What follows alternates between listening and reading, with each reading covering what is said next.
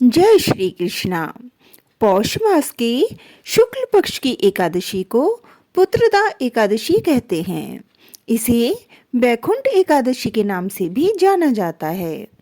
पौष पुत्रदा एकादशी का व्रत संतान प्राप्ति के लिए करते हैं। जो लोग पुत्र की चाह रखते हैं उनको यह व्रत करना चाहिए। इस व्रत को करने से भगवान विष्णु की कृपा से सुयोग्य संतान, पुण्य और मोक्ष की प्राप्ति होती है। इस बार पौष पुत्रदा एकादशी के दिन शुभ योग बन रहा है। भगवान विष्णु की पूजा करते समय आपको पौष पुत्रदा एकादशी की व्रत कथा सुननी चाहिए। पौष पुत्रदा एकादशी व्रत कथा। एक बार युधिष्ठिर ने भगवान श्री कृष्ण से पौष माह के शुक्ल पक्ष की एकादशी के व्रत के विधान के बारे में बताने का निवेदन किया। इस पर भगवान श्री कृष्ण ने कहा कि इसे पौष पुत्रदा एकादशी के नाम से जानते हैं। इस व्रत के पुण्य प्रभाव से व्यक्ति धनवान, ज्ञानवान और तपस्वी बनता है। इसकी कथा कुछ इस प्रकार से है। राजा सुकेतुमान का भद्रावती नगर पर शासन था। राजकुमारी शव्या से उसकी शादी हुई थी। उसके जीवन में सुख, समृद्धि, धन और वैभव की कोई कमी नहीं थी। उसकी प्रजा भी बहुत खुशहाल थी। राजा सुकेतुमान अपनी प्रजा की देखभाल संतान की तरह करता था, लेकिन विवाह के काफी समय बाद भी उसे संतान सुख प्राप्त नहीं था। उसने काफी उपाय और प्रयास किए, लेकिन कोई पुत्र नहीं हुआ। उसे इस बात की चिंता थी कि उसके जाने के बाद राज्य का संचालन कौन करेगा। उसका पिंडदान नहीं होगा। इन सब बातों को सुनकर राजा सुकेतुमान और रानी शव्या दुखी रहते थे। कई बार राजा सुकेतुमान के मन में आत्महत्या तक के बहाव आते थे। इस दुख के कारण अब उसका मन राजपाट में नहीं लगता था। एक दिन वह अपना महल और राजपाट त्याग कर जंगल की ओर चला गया। काफी समय तक पैदल चलने के बाद वह एक सरोवर के पास जा पहुंचा। वहां पर वह एक पेड़ के नीचे बैठ गया।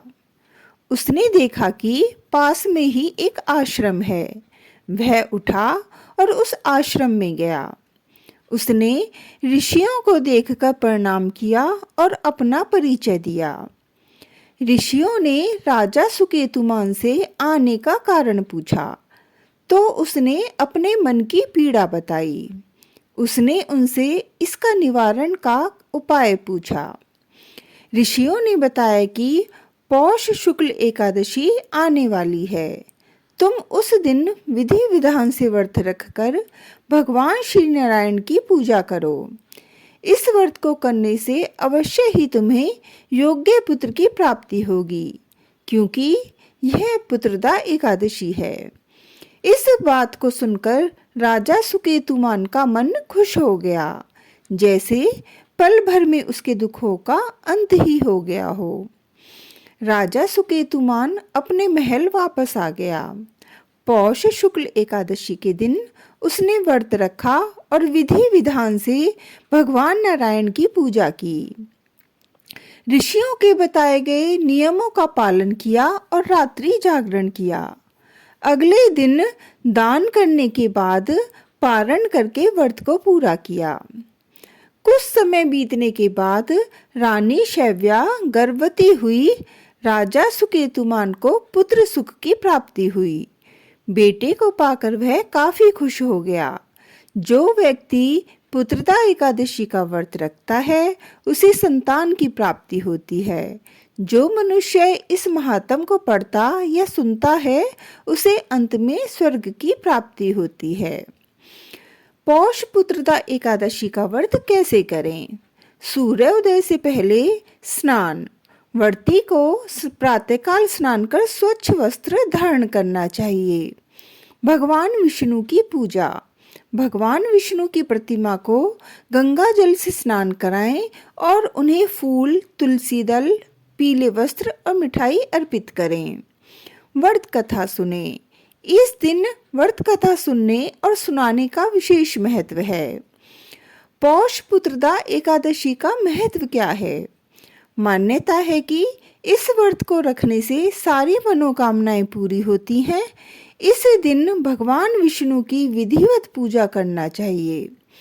यह व्रत संतान प्राप्ति के अलावा संतान की समस्याओं के निवारण हेतु भी किया जाता है। पुत्रदा एकादशी का व्रत करने से वाजपेयी यज्ञ के समान पुण्य फल की प्राप्ति होती है। संतान प्राप्ति के लिए इस व्रत को करना उत्तम माना जाता है। संतान कामना के लिए इस दिन भगवान कृष्ण के बाल स्वरूप की भी पूजा की जाती है। श्री कृष्ण गोविंद हरे मुरारी, हे नाथ नारायण वासुदेवा।